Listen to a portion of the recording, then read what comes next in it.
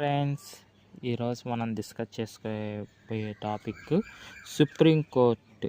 Supreme court అనే కాదు, ఇది హైకోర్టుకు కూడా ఉంటుంది.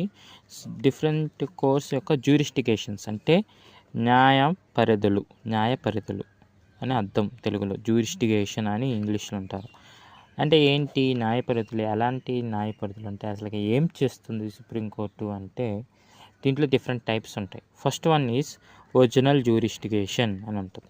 ఒరిజినల్ జ్యూరిస్టికేషన్ అంటే ఏమైనా మనకు different types of jurisdiction, different types of అధికారాలు. ఎలాంటి అధికారాలు అంటే ఇప్పుడు నువ్వు ఫర్ సపోజ్ ఏవైనా నువ్వు కోర్టుకు పోయావు అనుకో, సో వీటిలో డిఫరెంట్ టైప్స్ ఉంటాయి. ఫస్ట్ ఒరిజినల్ జ్యూరిస్టికేషను, సెకండ్ వ్రిట్ జ్యూరిస్టికేషన్ అని అంటే వ్రిట్ చేసే అధికారాలని, అలాగే అపిలేట్ జ్యూరిస్టికేషన్ అని అపీల్ చేసుకునేది జ్యూరిస్టికేషన్. తర్వాత ఫోర్త్ వన్ అడ్వైజరీ జ్యూరిస్టికేషన్ అంటారు, అడ్వైజరీ జ్యూరిస్టికేషన్ అని.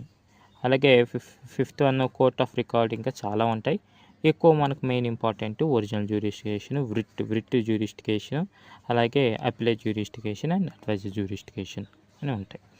ఒరిజినల్ జ్యూరిస్టికేషన్ అంటే ఏం లేదండి, ఇది మనకు ఇది ప్రజలకు సంబంధించి కాదు, గవర్నమెంట్ సంబంధించి. అంటే ఏవైనా ఇబ్బందులు సెంటరు వర్సెస్ స్టేట్ అంటే రాష్ట్ర ప్రభుత్వానికి కానీ యూనియన్ గవర్నమెంట్ కానీ ఏమైనా ఇబ్బందులు వచ్చినా, అలాగే స్టేట్ టు స్టేట్ ఏదైనా రాష్ట్రాల మధ్యలో ఏవైనా వివాదాలు, రాష్ట్రానికి మధ్య వివాదాలు వచ్చినా, అంటే ఏవైనా కావేరీ జలాలు వివాదం ఉంది. కావేరీ ఎవరికి వివాదం ఉంది?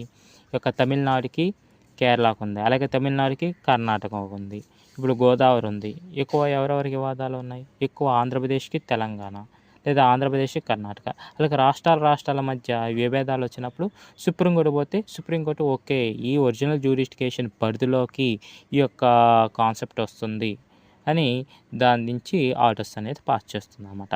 అలాగే సెంటర్ వర్సెస్ స్టేట్ అయినా, అలాగే స్టేట్ బిట్వీన్ స్టేట్ అయినా ఉంటాయి. వ్రిట్ జ్యూరిస్టికేషన్ అంటే ఫండమెంటల్ రైట్స్లో మనం ఇంతకుముందు కాన్సెప్ట్ చెప్పుకున్న ఫండమెంటల్లో వ్రిట్స్ పాస్ చేస్తుంది, మ్యాండమస్, సెర్షియరీ, కోవారెంట్ అలాంటివి చూపిస్తుంది. సో అది వ్రిట్ జ్యూరిస్టికేషన్. ఏమైనా ఫండమెంటల్లో నీకేమైనా వివాదం కలిగిస్తే డైరెక్ట్గా సుప్రీంకోర్టుకి వెళ్ళిపోవచ్చు. అప్పుడు అది పాస్ చేయది ఏంది ఫండమెంటల్ వ్రిట్స్ అనేది, ఈ యొక్క వ్రిట్లు అనేది పాస్ చేస్తుంది అనమాట డైరెక్ట్ సుప్రీంకోర్టు. అలాగే అపిలేట్ జ్యూరిస్టికేషన్ అంటే ఏవైనా నీకు చిన్న కోర్టులో, ఏమైనా కింద కోర్టులో నీకు ఏవైనా ఇష్యూస్ నీకు అనుకూలంగా లేకపోయినా, అలాగే ఆర్డర్ తప్పని అనిపిస్తే నువ్వు దాని యొక్క అప్పర్ కోర్టుకు పోవచ్చు. అంటే హైకోర్టుకి ఏమైనా నీకు లేదనుకున్నప్పుడు నువ్వు సుప్రీంకోర్టుకి వెళ్ళిపోవచ్చు. అలాగే అడ్వైజ్ జ్యూరిస్టికేషన్ అంటే ప్రెసిడెంట్ సలహాలు అడగచ్చు అన్నమాట ఈ యొక్క